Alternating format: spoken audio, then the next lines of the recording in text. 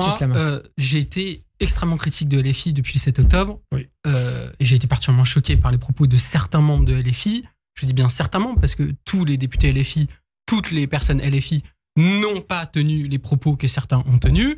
Et donc, je comprends très bien que, notamment, les Français juifs et d'autres personnes d'ailleurs puissent voir LFI comme un repoussoir. Et je le comprends très bien parce qu'encore une fois, j'ai été particulièrement critique de LFI. Mais un repoussoir, une menace. Voire une menace, absolument. Mais on est en train de perdre là notre boussole républicaine. De Gaulle, quand la menace existentielle était là, a su s'allier avec des communistes dans lesquels il y avait des gens infréquentables. Pourquoi ? Parce que aujourd'hui, pourquoi je fais cette référence ? C'est parce qu'aujourd'hui, la menace de l'extrême droite est une menace immédiate et qu'on ne peut pas comparer extrême gauche et extrême droite.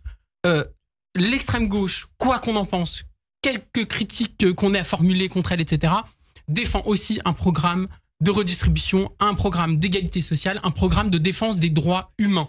Et encore une fois, je ne dis pas que ça excuse les propos de certains à LFI. L'extrême droite, c'est un programme de hiérarchisation des êtres humains. L'extrême droite nous dit qu'il y a des êtres humains qui valent mieux que d'autres, qui valent plus que d'autres, et des êtres humains qui valent moins que d'autres. L'extrême droite veut accorder des droits différents en fonction de nos origines, en fonction du fait qu'on est français ou étranger. Il y a un candidat RN d'Alsace qui déjà nous a dit que la phrase de Jean-Marie Le Pen sur le détail de l'histoire n'était pas antisémite, là, il y a quelques jours.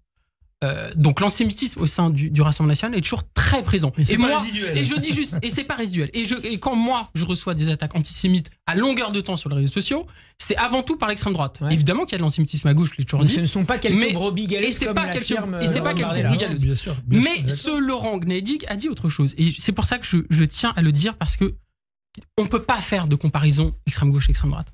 Il a dit dans un débat télévisé face à son adversaire lui disait « Et alors moi, ma nièce, elle a des origines diverses, qu'est-ce que vous allez en faire ?» Il a répondu « Ne vous inquiétez pas, la préfecture va s'occuper de son dossier. » La préfecture va s'occuper de son dossier. L'extrême droite, c'est ça. C'est rue Lauriston, la préfecture.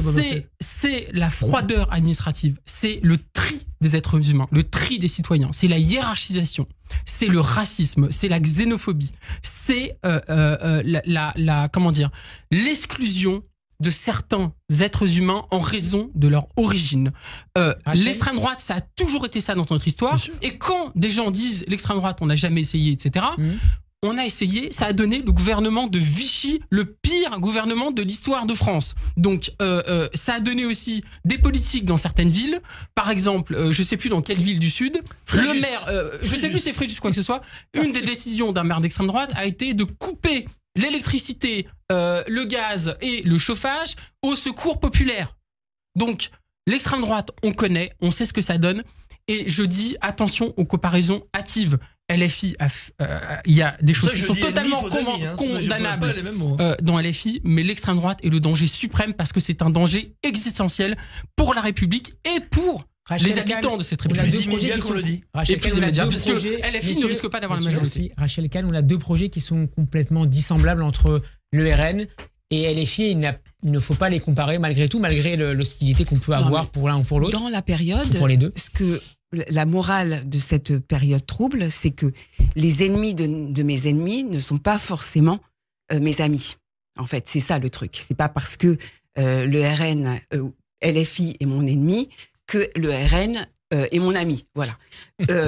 Après, sur la question de l'antisémitisme, notamment à LFI, c'est pas simplement l'antisémitisme de certaines personnes à LFI. Pour moi, ils sont racialistes et racistes. Je m'explique. À partir du moment où vous défendez des idées humanistes, universalistes, qui sont considérées comme étant des idées coloniales, eh bien, vous êtes une négresse de maison. Vous êtes une racisée qui ne devrait pas être juive par ailleurs, parce que si vous êtes noire et juive, eh bien en fait vous êtes un traître.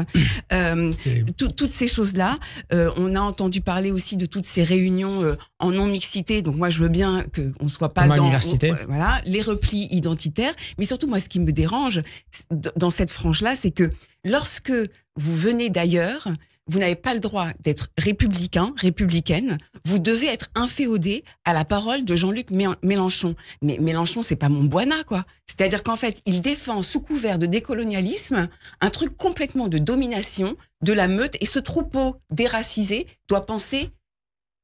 En fait, ils doivent penser tous de la même manière. C'est une déshumanisation. C'est une déshumanisation. Donc, c'est pour ça que moi, je suis pas d'accord. Parce que je l'ai vécu de plein dans ma chair. Lorsque j'ai sorti Racé, il découpe avec cette idéologie-là les êtres en petites lamelles. Alors même que ça, c'est aux antipodes des fondements républicains. Et c'est en ça que ça rejoint l'idéologie du RN, par quelque chose qui vient par la mondialisation, la victimocratie, le wokisme, etc. Dans notre République, les individus, les citoyens sont tous égaux devant la loi.